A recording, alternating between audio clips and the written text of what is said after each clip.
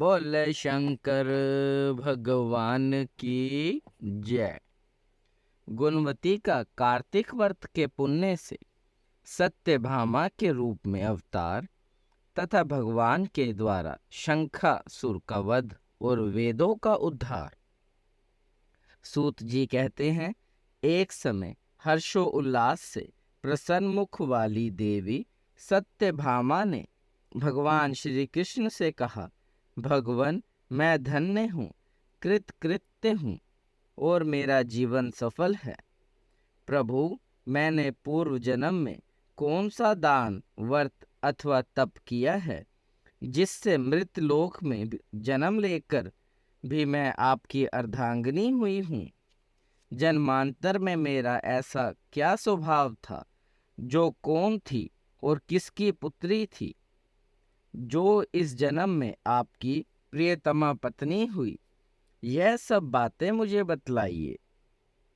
भगवान श्री कृष्ण बोले, प्रिय, सतयुग के अंत में हरिद्वार में एक श्रेष्ठ ब्राह्मण रहते थे, जिनका नाम देव शर्मा था। वे अत्रि कुल में उत्पन्न हुए थे और वेद वेदांगों के पारंगत विद्वान थे। उनकी अवस्था बहुत अधिक हो चली थी, किंतु उनके कोई पुत्र नहीं हुआ। केवल एक कन्या थी, जिसका नाम गुणवती था। देव शर्मा ने चंद्र नामक अपने शिष्य को ही अपनी पुत्री ब्याह दी और उसी को पुत्र की भांति माना।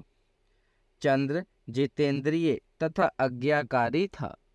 वह देव शर्मा को पिता के ही समान मानकर उनकी सेवा करता था। एक दिन वे दोनों कुश लाने के लिए वन में गए। वहां यमराज के समान आकार वाले किसी विकराल राक्षस ने उन दोनों को मार डाला। वे दोनों अपने अपने पुण्य के प्रभाव से भगवान विष्णु के लोक में गए। उनके मारे जाने का समाचार सुनकर गुणवती पिता और पति के वियोग दुख से पीड़ित होकर करुण स्वर में विलाप करने लगी। उसने घर का सारा सामान बेचकर अपनी शक्ति के अनुसार उन दोनों का पारलौकिक कर्म संपन्न किया। उसके बाद वह उसी नगर में निवास करने लगी। जीवित रहने पर भी गुणवती संसार के लिए मर चुकी थी। उसने होश संभालने के बाद से मृत्यु पर्यंत 2 व्रतों का विधि पूर्वक पालन किया। एक तो एकादशी का उपवास और दूसरा कार्तिक मास का भली भांति सेवन। इस प्रकार गुणवती प्रतिवर्ष कार्तिक का व्रत किया करती थी। एक समय जबकि वह रुंगना थी, उसके सारे अंग दुर्लभ हो गए थे और ज्वर से वह बहुत पीड़ित थी।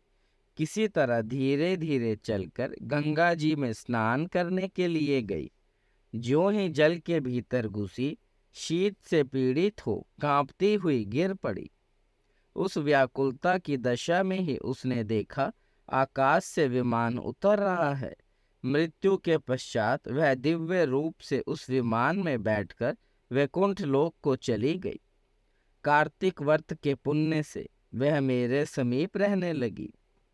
तदनंतरन ब्रह्मा आदि देवताओं की प्रार्थना से जब मैं इस पृथ्वी पर आया, तब मेरे साथ मेरे समस्त पार्षद भी यहाँ आए। भामिनी, ये सब यदुवंशी मेरे पार्षद गण ही हैं। पूर्व जन्म के देव शर्मा ही तुम्हारे पिता सत्राजित हुए और वे चंद्र नामक ब्राह्मण ही इस समय अक्रूर हुए हैं, तथा तुम वही कल्याणमयी गुणवती हो।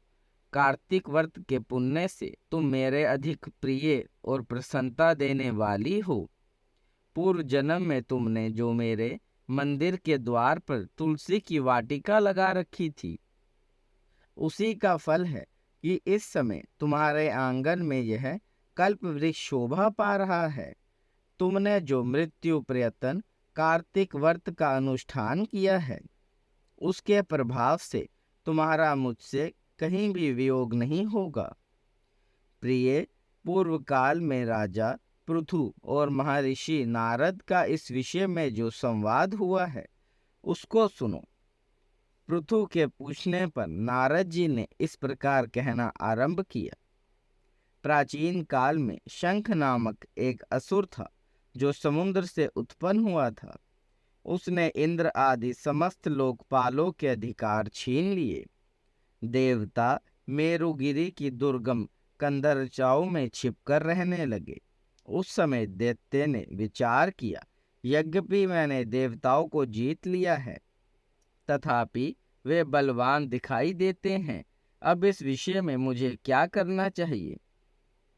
यह बात तो मुझे अच्छी तरह मालूम है कि देवता वेद मंत्रों के बल से ही प्रबल प्रतीत होते हैं।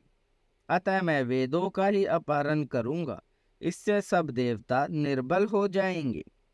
ऐसा निश्चय करके वह दैत्य ब्रह्मा जी के सत्यलोक से शीघ्र ही वेदों को हर लाया। उसके द्वारा ले जाए जाते हुए वेद भय से उसके चंगुल से निकल भागे और यज्ञ मंत्र एवं बीजों के साथ जल में समा गए। शंखासुर उन्हें ढूंढता हुआ समुद्र के भीतर घूमने लगा, किंतु उसने कहीं भी एक जगह वेद मंत्रों को नहीं देखा। इधर देवताओं ने भगवान विष्णु के पास जाकर उनकी स्तुति की। तब भगवान जगे और इस प्रकार बोले, देवताओं, मैं तुम्हारे गीत वाद्य आदि मंगल साधनाओं से प्रसन्न होकर तुम्हें वर देने के लिए उद्यत हूँ। कार्तिक शुक्ल पक्ष की एकादशी को तुमने मुझे जगाया है, इसलिए यह तिथि मेरे लिए अत्यंत प्रीतिदायिनी और माननीय है। शंखासुर के द्वारा हरे गए तुम्हारे संपूर्ण वेद जल में स्थित हैं। मैं सागर पुत्र शंख का वध करके उन वेदों को भी लाए देता हूँ। इस कार्तिक मास में जो श्रेष्ठ मनुष्य प्रातःकाल स्नान करते हैं, वे सब यज्ञ के अभ्रत स्नान द्वारा भली भांति नहा लेते हैं। आज से मैं भी कार्तिक में जल के भीतर निवास करूंगा। तुम सब देवता भी मुनीश्वरों सहित मेरे साथ जल में आओ। ऐसा कहकर मछली के समान रूप धारण करके भगवान विष्णु आकाश से जल में गिरे। फिर शंखासुर को मारकर भगवान विष्णु बद्री वन में आ गए और वहां उन्होंने संपूर्ण ऋषियों को बुलाकर इस प्रकार आदेश दिया, मुनीश्वरों, तुम जल के भीतर बिखरे हुए वेद मंत्रों की खोज करो और जितनी जल्दी हो सके उन्हें सागर के जल से बाहर निकाल लाओ। तब तक मैं देवताओं के साथ प्रयाग में ठहरता हूँ। तब उन तपोबल संपन्न महर्षियों ने यज्ञ और बीजों सहित संपूर्ण वेद मंत्रों का उद्धार किया। उनमें से जितने मंत्र जिस ऋषि ने उपलब्ध किए, वहीं उन मंत्रों का उस दिन से ऋषि माना जाने लगा। तदनंतरन जब ऋषि एकत्रित होकर प्रयाग में गए, वहां उन्होंने ब्रह्मा जी सहित भगवान विष्णु को उपलब्ध हुए सभी वेद मंत्र समर्पित कर दिए। सब वेदों को पाकर ब्रह्मा जी बड़े प्रसन्न हुए। उन्होंने देवताओं और ऋषियों के साथ प्रयाग में अश्वमेघ यज्ञ किया। यज्ञ समाप्त होने पर सब देवताओं ने भगवान से ये प्रार्थना और निवेदन किया। देवता बोले, देवादिदेव जगन्नाथ, इस स्थान पर ब्रह्मा जी ने खोए हुए वेदों को पुनः प्राप्त किया है और हमने भी यहाँ आपके प्रसाद से यज्ञ भाग पाए हैं। अतः यह स्थान पृथ्वी पर श्रेष्ठ पुण्य की वृद्धि करने वाला एवं भोग और मोक्ष प्रदान करने वाला हो। साथ ही यह समय भी महापुण्यमय और ब्रह्मघाती आदि महापापियों की भी शुद्धि करने वाला हो, तथा यहाँ दिए हुए दान को अक्षय बना देने वाला भी हो, यह वर दीजिए। भगवान विष्णु ने कहा, देवताओं, तुमने जो कुछ कहा है वह मुझे भी स्वीकार है। तुम्हारी इच्छा पूर्ण हो। यहाँ से और आज से यह स्थान ब्रह्म क्षेत्र के नाम से प्रसिद्ध होगा। सूर्य वंश में उत्पन्न राजा भगीरथ यहाँ गंगा को लेकर आएंगे और वह यहाँ सूर्य कन्या यमुना से मिलेगी। ब्रह्मा जी और तुम सब देवता मेरे साथ यहाँ निवास करो। आज से यह तीर्थ तीर्थराज के नाम से विख्यात होगा।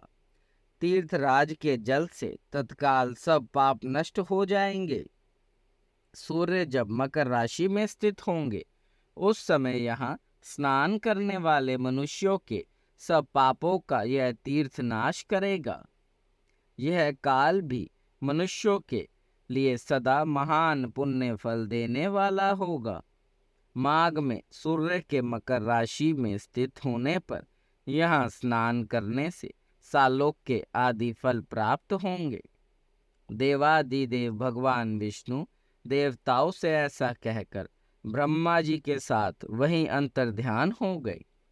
तत्पश्चात इंद्रादि देवता भी अपने अंश से प्रयाग में रहते हुए वहां से अंतर्ध्यान हो गए। जो मनुष्य कार्तिक में तुलसी जी की जड़ के समीप श्री हरि का पूजन करता है वह इस लोक में संपूर्ण भोगों का उपभोग करके अंत में वैकुंठ धाम को जाता है। बोले शंकर भगवान की जय। देव देव महादेव करुणा निधान भक्त वत्सल्य शिव शंकर भोलेनाथ प्रसन्न होइए त्रिलोकीनाथ। सदैव अपने चरणाविंदों में लगाए रखे, सद्बुद्धि प्रदान करे। सृष्टि के कर्ता धर्ता संहार हरता आपसे ही जीवन आपसे ही मरण महादेव। बच्चा पुलनहार तुसी बख्शनहार त्रिलोकीनाथ। कृपा दृष्टि बनाए रखे। हर हर महादेव।